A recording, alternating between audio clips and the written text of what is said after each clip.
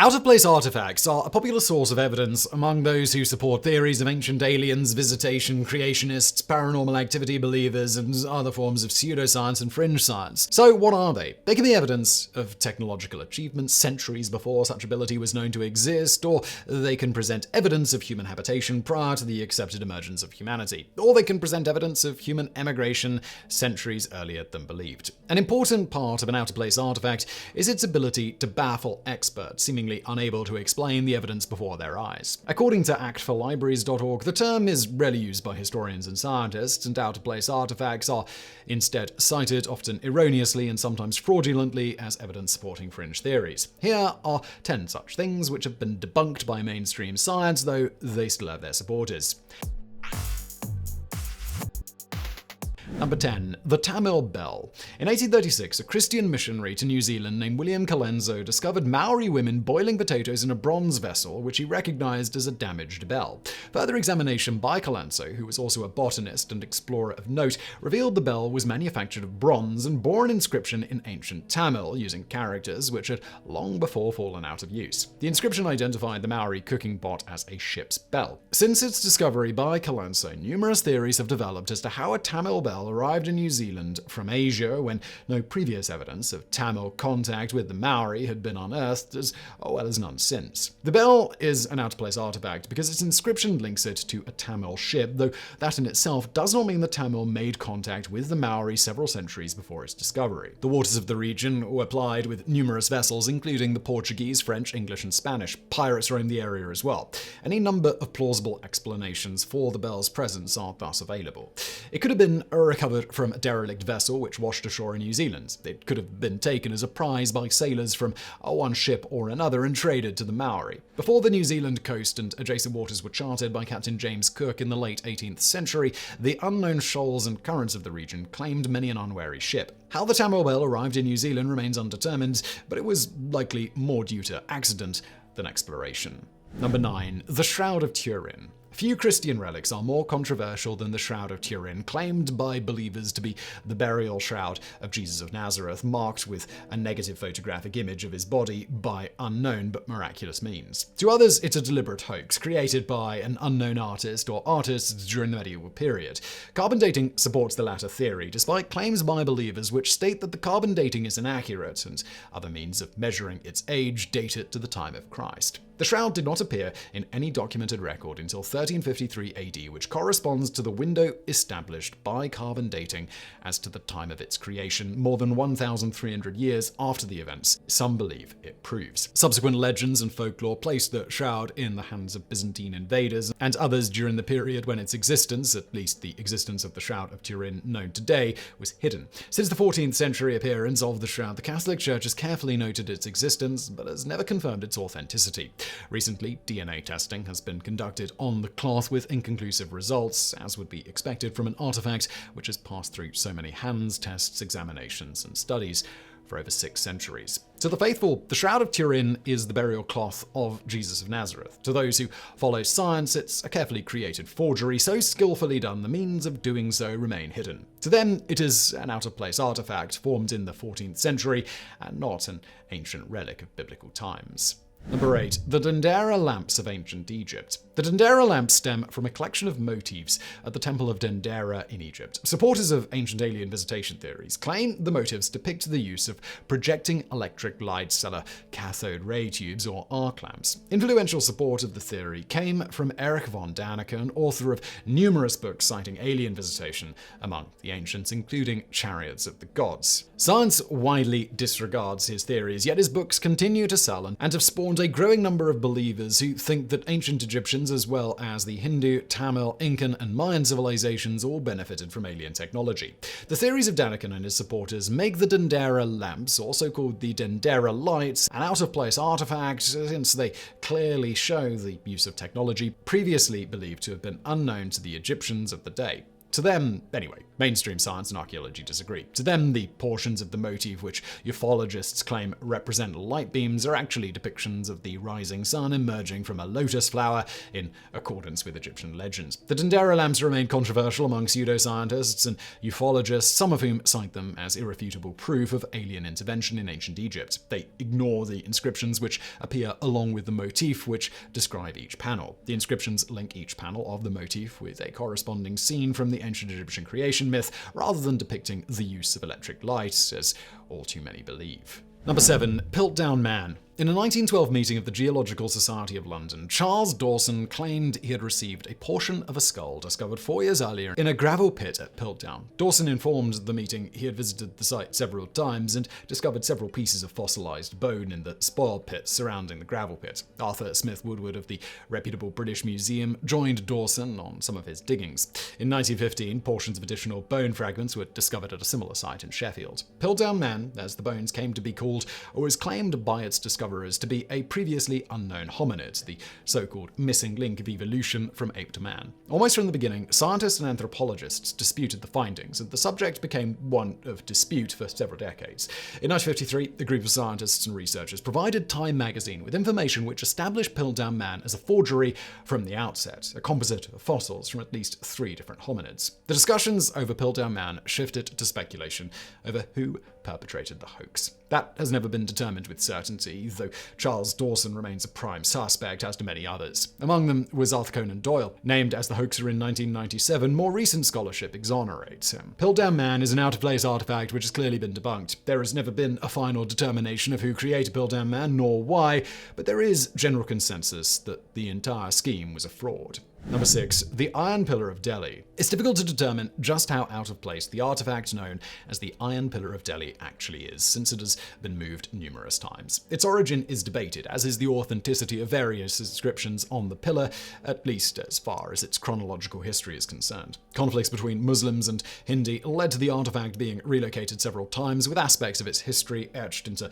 the metal of which it is made. It is the metal itself which qualifies it as an out-of-place artifact, at least to some. To others, it stands literally as a 1,600-year-old monument to ancient knowledge and craftsmanship. The pillar is of wrought iron, forge-welded, and unusually resistant to corrosion. The protection from rust appears to have been deliberately achieved by its creators and represents a knowledge of metallurgy which far exceeds that accomplished in the 4th century when it appears to have been made. This advanced knowledge has led to speculation that the ancients who created the pillar had the assistance of alien intelligence and skills when creating the artifact. In truth, the pillar is not completely rust-free, as proponents of ancient intervention suggest. Yet its origin remains uncertain, its purpose unknown. Recent scholarship has speculated the column reflects known metallurgical skills of the time, albeit practiced by highly advanced artisans, and thus is no mystery at all, at least in regards to its manufacture. Yet ancient alien intervention proponents continue to cite it as evidence of ancient man interacting with advanced beings from other worlds.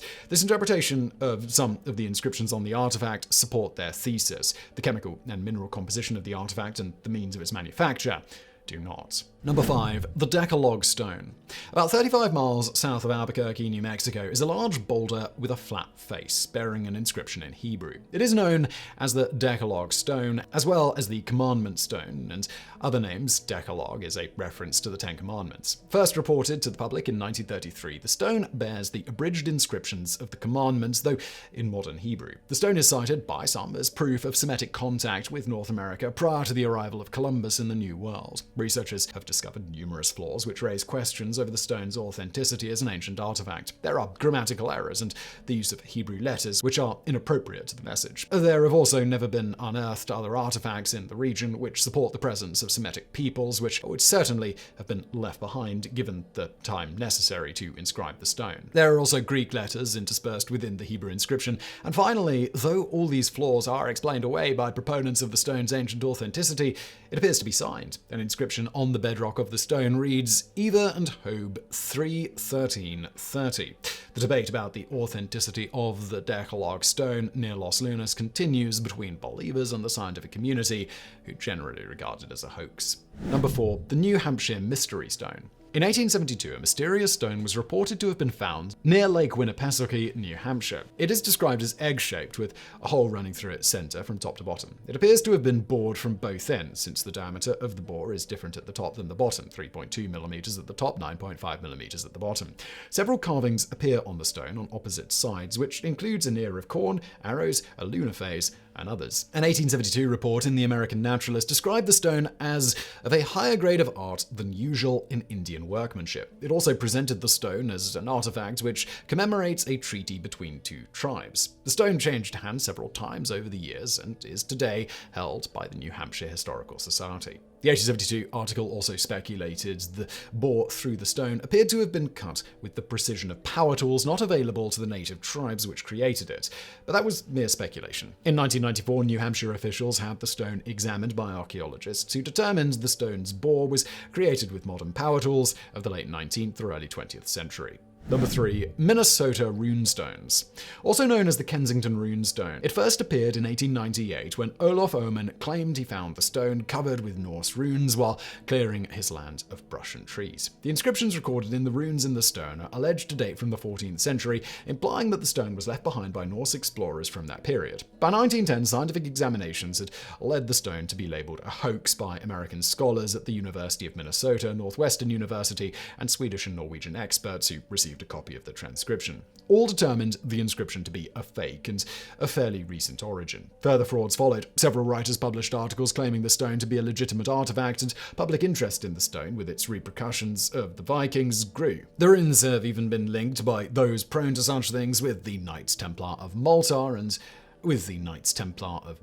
and other long-standing conspiracy theories. Though the stone was almost universally rejected as a fake by the mainstream scientific community, it continues to generate supporters of its authenticity. To them, the runes stand as proof of the early Norse settlements in the central region of today's United States, though their arguments bear little weight within the scientific and scholarly community. Number 2. The Holy Stones of Newark, Ohio. The Hopewell culture of Ohio are known to posterity as the Mound Builders. They built earthworks and mounds for religious purposes, defenses around their villages, and for burials. Among their greatest is the Serpent Mound near Fort Ancient and the Great Mound in Miamisburg, both in Ohio. Among their burial mounds near Newark, Ohio, about a half-hour's drive east of Columbus, was found what are known as the Holy Stones of Newark. They have been called one of the most infamous frauds in Ohio archaeology by the Ohio Archaeological Council. Like the massive inscribed rock near Los Lunas, their supporters offer them as proof of the Semitic occupation of the Ohio country during the pre-Columbian era. The stones began turning up just as the United States was about to devolve into civil war, largely over the issue of slavery. They purported to be evidence of all humanity descending from Adam and Eve and the biblical creation story related in Genesis. Thus, to the abolitionists in America, slavery was evil, as Genesis clearly stated all humans were descended from the same parents. The stones included Hebrew letters. One stone contains the Decalogue, and they also contain carvings of various symbols associated with Freemasonry. Regardless of being almost universally rejected as fakes, their 5 Newark stones remain a source of debate over their authenticity. In 2009, the Center for the Future of Museums, through its annual publication Trends Watch report, described the stones as fraudulent artifacts bearing Hebrew inscriptions planted in Ohio mounds in the 1800s to promote a combined political, scientific, and religious agenda. Despite being thoroughly debunked, there are those who continue to use the stones for similar reasons. Number 1. The face on Mars. In 1976, NASA's Viking 1 Explorer mission sent back photographs of the surface of Mars. Viking's primary mission was to obtain photographs to help NASA mission planners determine a suitable location for the landing of the subsequent Viking 2 mission. In July, Viking 1 transmitted a photograph which appeared to be of a human face in the midst of a rocky field, clearly, to some, fashioned by something other than natural conditions. The face of the man on Mars became a widely referenced topic in books, magazine articles, television programs, and even films. Those were the pre-internet days, and social media did not exist to make it go viral. But it became famous. Officially, NASA claimed the resemblance to a face was a mere illusion caused by lighting anomalies or obstructions. In 1988, a more sophisticated orbiter took further photographs of the area where the face was seen, and additional photographs have been taken since. The face does not appear in any of them, substantiating NASA's contention that the face was an illusion in the first photograph. Light and shadow created the face, which from other angles simply does not exist. It was a mirage of sorts. Debunked? Not according to some. At least one intrepid seeker of truth insisted NASA covered up evidence of life on Mars, including the face on Mars. Some claimed that at least one more alien face has been uncovered by robotic explorers of the Red Planet. No matter how thoroughly some facts are debunked, there will still be people to support their existence, claiming they have proof governments are covering up the truth from the public they serve.